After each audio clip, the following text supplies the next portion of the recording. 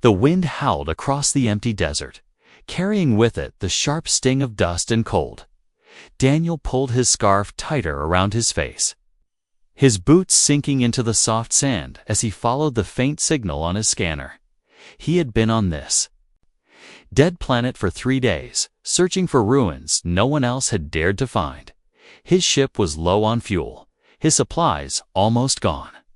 But the signal kept getting stronger, and something inside him told him not to give up.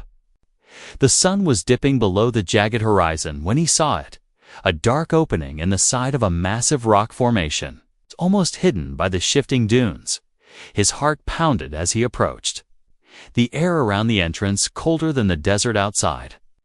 The scanner beeped faster, reading strange energy deep within. Daniel took a deep breath and stepped inside, the light from his wrist lamp casting long shadows on the walls. The cave was unlike anything he had ever seen. The walls glimmered faintly, covered in patterns that seemed to pulse like a slow heartbeat. As he walked deeper, he noticed a faint blue glow ahead. It was coming from a huge circular chamber, its center dominated by a large pod covered in vines and dust. The pod was made of some kind of glass-like crystal. Glowing faintly from within, Daniel brushed off the dust with his glove, his breath catching in his throat. Inside the pod was a figure, tall, slender, with silver hair floating gently in a strange liquid. Her skin had a pale glow, her eyes closed as if she had been sleeping for centuries. It was a woman, but not human. Her ears were long and pointed, her features sharp yet delicate, and her beauty felt unreal. Daniel's mind raced. This was no ordinary discovery. This was a living alien preserved in some kind of stasis chamber. Suddenly, the ground shook beneath his feet. The pod's glow grew brighter, and the vines began to crack and crumble. A hiss of escaping air filled the chamber, followed by a low hum that made his skin prickle. Daniel took a step back as the glass-like surface slid open with a slow, grinding sound. The liquid inside drained away, and the figure inside gasped for breath. Her eyes flew open, revealing a stunning, metallic silver gaze that locked onto him instantly. She stumbled forward, catching herself on the edge of the pod, her chest rising and falling rapidly. Daniel held out his hand slowly, speaking gently. "It's okay. You're safe." She tilted her head, her eyes narrowing as if trying to understand his words. Then she spoke in a language Daniel had never heard before, soft, musical, but urgent. The translator on his wrist failed to catch more than a few words. But one word repeated again and again, something that made her stare at him with disbelief. The translator finally picked it up. The word was male. Her lips trembled as she took a cautious step toward him. Daniel noticed she was studying every part of him, as if confirming he was real. She whispered something under her breath, and a tear slid down her cheek without warning. She reached out and touched his face, her fingers cold but gentle. Daniel froze, unsure whether to move or stay still. Then she spoke again, this time slower, and the translator caught the sentence. "You are male." Daniel swallowed hard, his voice low. "Yes, I'm human." Her breathing quickened, her hands gripping his jacket as if afraid he would vanish. Then her expression changed, a mixture of wonder and fear. She stepped back, looking around the chamber with urgency, pointing toward the shadows. Daniel turned, but saw nothing. Still, the hairs on the back of his neck rose. He felt they weren't alone. The air inside the cave grew heavier, and the glowing walls began to pulse faster from somewhere deep inside the rock. A low rumble echoed. The alien girl's eyes widened, and she spoke quickly in her language, pulling at his arm. Daniel didn't understand her words, but he understood the fear in her voice. Something had been triggered when the pod opened, and whatever it was coming. He glanced at her one last time, her silver eyes full of urgency and mystery. 10 minutes ago, He had been alone in a dead cave. Now, he was standing beside a living alien who had been asleep for 10,000 years, and the look in her eyes told him that his life was about to change forever. Daniel's pulse raced as the alien girl's grip tightened on his arm. Her voice urgent and sharp, even though he couldn't understand every word. The translator on his wrist scrambled to catch fragments, words like danger, protect. In ancient, the walls around them vibrated with a deep hum that seemed to come from the stone itself, sending small pebbles skittering across the floor. She pulled him toward a dark passage on the far side of the chamber. Her steps light and fast, despite her weakened state. Daniel glanced back at the glowing pod, its light now dimming as if its purpose had been fulfilled. Part of him wanted to study it, to record it. But the urgency in her movements told him there was no time. The tunnel they entered was narrow and twisted, forcing Daniel to duck as the ceiling lowered. Strange carvings lined the walls, and some of them glowed faintly when the alien girl passed. Almost like they recognized her, Daniel's breathing echoed in the silence. Mingling with the faint sound of dripping water somewhere deep ahead, he tried speaking again. "Where are we going?" But the translator hesitated. Then her reply came through in a soft, broken voice, "Far." From hunters, the word made him stop for half a second. Hunters. The idea of something actively searching for them made his chest tighten. A sudden metallic screech rang out from the chamber they had just left. The girl froze, her head snapping. Back in alarm, Daniel turned just in time to see a shadow sliding across the cave floor. Moving unnaturally, the sound of grinding metal grew louder, followed by a flash of red light slicing across the tunnel entrance. She shoved him forward, nearly making him stumble. "Run," she said, the word clear even without the translator. They sprinted deeper into the darkness, their footsteps echoing against stone as the red light behind them grew brighter. The tunnel opened into a cavern so large Daniel's lamp barely lit the far walls. Massive crystal formations jutted from the ground like frozen lightning, each humming faintly with the same strange energy he'd felt in the chamber. The girl stopped for a moment, her eyes scanning the formations as if searching for something familiar. Daniel could hear the sound of the hunters drawing closer, the clank of machinery and a low, insect-like chittering that made his skin crawl. The girl pressed her hand against one of the larger crystals, whispering something in her language. The crystal glowed brighter, and with a deep, grinding noise, a section of the wall shifted open, revealing a hidden path. They slipped inside just as a beam of red light swept across the cavern. Daniel's back pressed against the cool stone as he held his breath. Through the narrow opening, he could see them, tall skeletal machines with segmented limbs and glowing red eyes. Their movements precise and mechanical, scanning every inch of the cavern. The alien girl's hand rested on his chest, keeping him still. Her touch was cold, but her breathing was fast and uneven. Her silver eyes never left the machines. One of the hunters stopped and tilted its head as if sensing something. A long antenna-like sensor swept toward their hiding place. Daniel's grip tightened on the handle of his sidearm, his mind running through options before it could reach them. The girl touched the crystal again, and the wall sealed shut in silence. Plunging them into total darkness, Daniel could still hear the faint hum of energy in the walls, and the soft sound of her breathing beside him. After a moment, faint blue lines began to glow along the floor, guiding them forward through the pitch-black corridor. As they walked, Daniel finally asked, "What are they?" The translator took a few seconds, then her answer came, "Sentinels. Guardians of the vault." Her voice was quiet, almost reverent. "They kill all intruders." Daniel frowned. "Then why didn't they kill you?" She hesitated before answering. Part of them, but you are not." The corridor led them to another chamber. This one smaller, but filled with strange devices covered in dust. It looked like some kind of control room. The girl moved to a console and brushed away the dust, revealing glowing alien symbols. She pressed a sequence with practiced fingers, and a flickering hologram appeared in the air, a map of the cave system. Daniel stepped closer, his eyes following the pulsing red dots moving across the map. There were at least 5 of the machines, all slowly converging toward their position. "They know we're here," he said quietly. She nodded, her silver hair falling across her face. "They will never stop."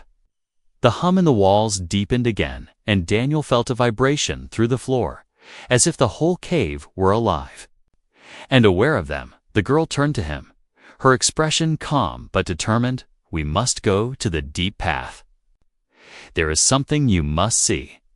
Daniel studied her for a moment. The strange mix of fragility and strength in her voice, the way her gaze seemed to look through him. Part of him wanted to ask why she had been sealed away for 10,000 years. Why she reacted so strongly to him being male. But the sound of the sentinel's approach left no room for questions. He gave a short nod. "Lead the way," and she did. Stepping into a narrow passage that sloped downward into the unknown, the blue lines glowing beneath their feet, fading behind them as if erasing their trail somewhere in the darkness ahead. Daniel had the feeling that whatever they were heading toward was far more dangerous than the machines following them. The path sloped deeper and deeper into the earth, the walls pressing close on both sides. The glowing lines on the ground dimmed until they were only a faint trace. Daniel could hear only their footsteps and the quiet sound of the alien girls. Breathing, the air grew warmer, carrying a metallic taste that clung to his tongue. He had no idea how long they had been walking when the passage finally widened. Opening into a vast underground hall, the sight made him stop in his tracks. Massive pillars carved from the same crystal as the walls stretched up into the darkness, each covered in strange symbols that pulsed with slow light. The girl stepped forward, her silver eyes scanning the carvings. She reached out and touched one of the pillars, and the entire hall seemed to come alive. Ghostly images formed in the air. Tall, elegant aliens like her, their faces proud, their clothes made of shimmering fabric. Daniel realized he was seeing memories. The images showed a city unlike anything he had imagined. Towers of crystal rising into a sky lit by 2 suns. The streets filled with life, the people laughing, building, celebrating. Then the scene shifted, and the joy was gone. The sky darkened, and a black mist rolled through the streets. Wherever it touched the men of her species, they fell, one by one, lifeless. The women screamed and tried to pull them away, but nothing stopped it. Daniel glanced at her, her face still and tense. The images continued, councils arguing in grand halls, the last surviving men surrounded by guards. Desperate experiments in laboratories, the black mist always finding them, always ending them. The scenes grew darker, the number of men dwindling until there were none. The final image made Daniel's breath catch, a group of women standing in front of a massive sealed chamber, the same kind of crystal pod he had found her in. The woman at the center was her, younger. Her hair braided with silver threads, her face determined. She stepped into the pod as others looked on with grief and hope. The door closed, sealing her away.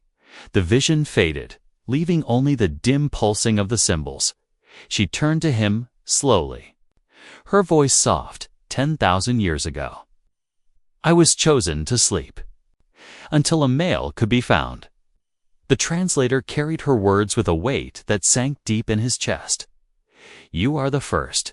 Daniel's mind was spinning. He wanted to ask why she was chosen. Why not one of the leaders or scientists? But before he could speak, the hall shook violently, dust raining from the ceiling. Somewhere in the tunnels above, the metallic screech of the sentinels echoed. Growing closer, she moved toward the far side of the hall, gesturing for him to follow. There is something more. she said, her voice tight. They crossed the room to a circular platform inlaid with glowing patterns. She placed her palm in the center, and the floor began to sink, lowering them into a shaft lit by rings of blue light as they descended. Daniel leaned closer, keeping his voice low. "Why me? I'm just an explorer." Her gaze stayed forward. "Because you are alive. And male. And that is enough." He didn't like the way she said it. As if his entire future had just been decided without him. The platform stopped in another chamber, smaller than the one above, but filled with strange pods, hundreds of them. Each empty, some shattered, others covered in dust. The air was heavy with the smell of age and decay. In the center of the room was a large stone altar. On it lay a metal object shaped like a crown, covered in delicate lines that glowed faintly when she approached. She lifted it with both hands, looking at it as though it carried the weight of her people's entire history. "This will tell them you are mine," she said, her voice quiet but certain. Daniel stared at her. "Tell who?" Her answer came like a shadow passing over his thoughts. "The ones who will come for you." A chill ran down his spine. "You mean your people are still alive?" She nodded slowly, scattered. Hidden, waiting, her silver eyes met. His, "They will kill for you, or fight for you, but they will not let you go," before he could respond. The sound of metal grinding echoed from above. The shaft they had descended lit up with red flashes. The sentinels had found the way. "Down." The girl's voice turned sharp. "We must move." Now, she shoved the crown into his hands, her touch cold against his skin. "No matter what happens. Do not let them take this." Daniel didn't know why, but holding the crown made his chest tighten, as if he had just picked up the future of an entire species. The humming walls seemed to agree, their glow quickening. The sound of the sentinel's approach rattled through the stone. And Daniel realized the deeper they went, the more dangerous it was going to get. The grinding metal above grew louder, each sound sharper than the last. The red light from the shaft painted the chamber walls like flowing blood. Daniel clutched the crown tightly, its cold weight pressing into his palm. The alien girl's gaze locked on the only other exit, a narrow tunnel carved into the far wall, half hidden by fallen debris. Without a word, she grabbed his arm and pulled him toward it, shards of crystal crunching under their boots behind them. The shaft shuddered as the first sentinel dropped into view, its spindly limbs scraping the walls, red eyes blazing. It landed with a heavy clang that sent a vibration through the floor. Daniel didn't need the translator to know what the girl's next words meant. "Run!" She darted ahead, her movements quick and almost silent. Daniel followed, ducking under jagged stone as the tunnel closed in around them. The air smelled of dust and something faintly electric. The sound of the sentinel following them was wrong in every way, too fast for its size, too precise, its steps echoing like a second heartbeat. Daniel risked a glance back and saw its sharp limbs folding and unfolding to fit through the narrow tunnel, the glow from its red eyes burning in the dark. The passage suddenly dropped into a steep slope. The girl slid down without hesitation. Daniel followed, barely keeping his balance as loose stones slid under his boots. The slope ended in a sharp turn, and they stumbled into a small chamber where the walls were lined with ancient machines, their lights flickering weakly after millennia of silence. The girl's eyes darted across the room, her silver gaze sharp. She ran to a console and began pressing glowing panels. Daniel could hear the sentinel squeezing into the chamber above, its screech cutting through the air. "Hurry," he said, his voice tight. She didn't answer, only moved faster. A deep rumble filled the floor beneath them, and the machines around the walls began to shift, its hidden panels sliding open to reveal sleek metal rods tipped with strange crystal. Daniel realized they were weapons. The girl turned, her voice low but urgent. "These We'll hold it back. The first blast came as the sentinel dropped into the room, a beam of pure blue energy striking its side. The force slammed it into the wall, sparks bursting from its limbs. It recovered in seconds, moving with terrifying bip. Precision toward them. The girl grabbed Daniel's hand and yanked him toward another exit on the far side. The machines fired again, beams crisscrossing the room, each strike slowing the sentinel, but never stopping it completely. Daniel could feel the heat from the blasts as they passed dangerously close. They slipped through the exit just as the machine lunged. One of its claws scraping the stone inches from Daniel's back. The tunnel ahead was wider, its walls lined. With more of the glowing blue lines, Daniel noticed they pulsed in time with the crown in his hand. The alien girl glanced back at him, then at the crown. Her expression unreadable. "It knows what you carry," she said. Daniel's stomach tightened. They ran for what felt like minutes. The sound of pursuit fading behind them, but Daniel knew the sentinel wasn't gone. It was only delayed. The tunnel eventually opened into a chamber unlike any they had seen before. The walls here were not stone, but metal, smooth and seamless. The ceiling arched high above, vanishing into darkness. In the center stood a massive circular doorway, its edge glowing faintly. Intricate patterns moving like liquid across its surface. Daniel stepped closer, feeling a strange pull. "What is this?" he asked. The girl's voice was quiet, almost reverent. A way out. Or a way deeper in, before Daniel could ask what she meant. The sound of metal on stone echoed from the tunnel behind them. The sentinel was coming again, slower this time but relentless. The girl moved to the doorway, placing her palm on a small glowing plate beside it.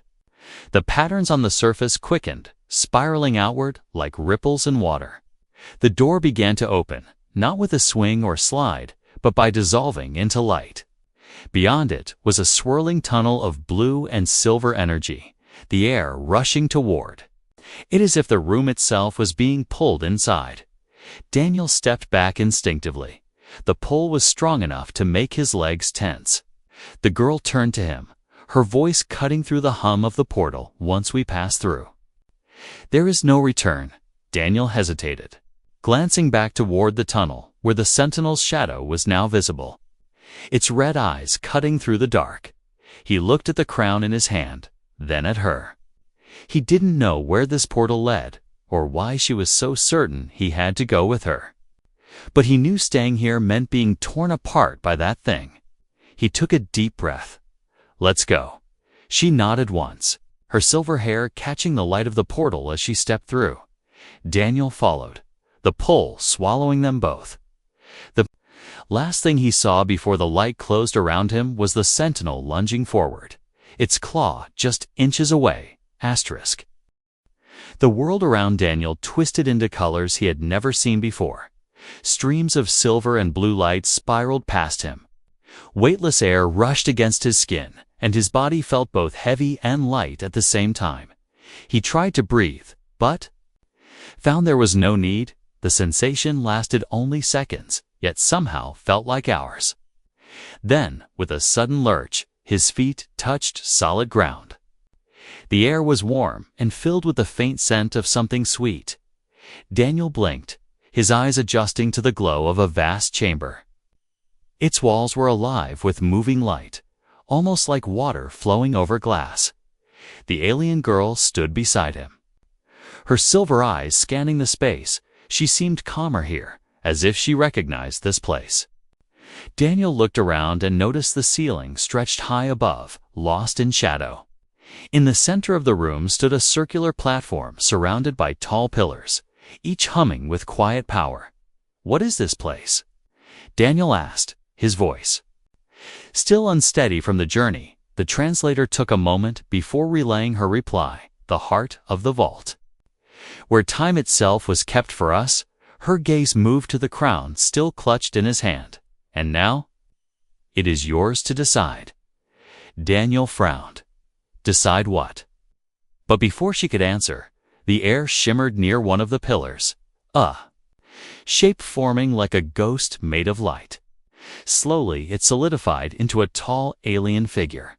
Another woman, her features sharp, her clothing made of glowing threads. Her eyes fixed on Daniel with cold curiosity. The girl beside him stiffened, speaking quickly in her own language. The newcomer listened without blinking, her gaze never leaving Daniel. Finally, she spoke in a voice that was both smooth and commanding. The translator caught the meaning. A living male. After 10,000 years, Daniel felt the weight of her stare, as if she was measuring him, judging him. She stepped closer, her voice lowering. "You do not understand your value." "But you will." The girl moved between them, her tone firm. The two exchanged sharp words in their language, the tension in the air growing heavier. Daniel couldn't follow the full exchange, but he caught fragments from the translator mind for the people not safe.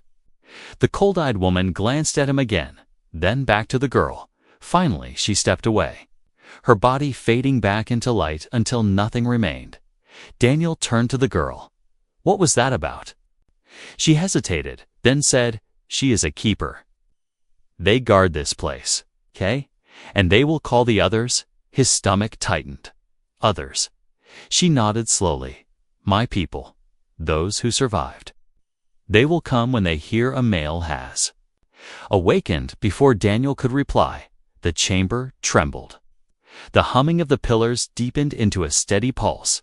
The crown in his hand began to glow more brightly. The girl's expression hardened. They have already begun the call. A sudden noise behind them made Daniel spin around. The portal they had stepped through moments ago flared open again. But this time, the light was sharp and violent. A clawed metal limb reached through the sentinel, its body forcing its way into the chamber, sparks and light exploding as it fought the portal's resistance. The girl's voice cut through the chaos. "It cannot be allowed here." She ran to the nearest pillar and pressed her hand to it. The pillar's glow intensified, sending arcs of blue energy toward the portal. The sentinel shrieked, its form flickering. Daniel stepped forward, gripping the crown tightly. Unsure how it could help, the girl shouted something in her language, and the translator caught only part of it. "Activate it." Daniel looked at the crown, unsure how. But as he gripped it tighter, it seemed to pulse in his hands, strange lines of light crawling up his arms, the air around him thickening with power. The sentinel roared again, its claws scraping against the floor as it tried to pull itself through. Daniel felt a surge of energy rush through him, and without thinking, he slammed the crown against the floor. The sound echoed like thunder. A wave of blinding light erupted from the point of impact. The force threw him backward. The portal screamed, as if alive, and the sentinel's body shattered into fragments of glowing metal before being pulled back into the collapsing light.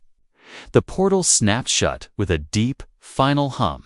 Daniel lay on the floor, his chest heaving, the crown still glowing faintly. In his hand, the girl stood over him, her face unreadable.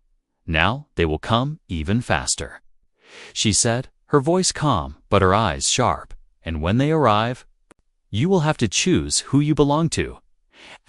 Daniel's breath was still uneven, his hands trembling slightly from the surge of power that had rushed through him. The crown in his grip felt heavier now, almost alive. The alien girl watched him, in silence, her silver eyes reflecting the faint glow from the pillars. Far above, a deep, rhythmic sound began to echo through the chamber. It wasn't mechanical like the sentinels. It was something older, something alive. Daniel's instincts told him they weren't alone anymore. The girl's gaze shifted to the ceiling, her expression tense. "They are here," she whispered. The floor vibrated, and beams of light broke through the shadows above, slowly lowering into the chamber as the glow dimmed.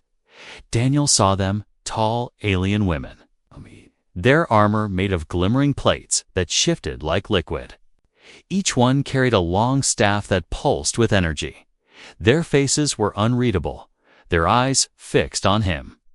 They moved with the precision of soldiers, but with the grace of predators. One of them stepped forward, her height even greater than the girl's, her presence filling the space. Her voice was deep, carrying a weight of authority. The translator spoke softly in Daniel's ear, the last male. At last, the girl stepped between Daniel and the armored leader, her tone sharp, her words spilling fast in her native tongue. The leader listened but didn't move, her gaze never leaving Daniel. After a pause, she replied in slow, deliberate words. The translator caught them. "He will come with us." Daniel could feel the tension between the two.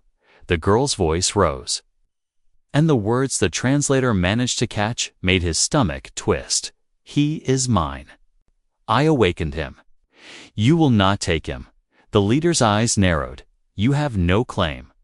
Around them, the other warriors spread out, forming a half-circle that cut off any escape. Daniel's grip on the crown tightened.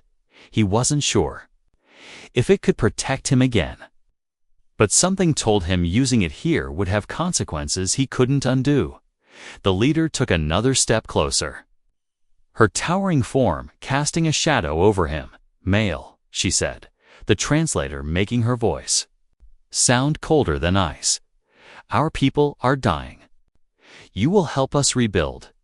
Daniel felt the weight of her words sink in, the pieces of the puzzle fitting together. They didn't just want him for who he was.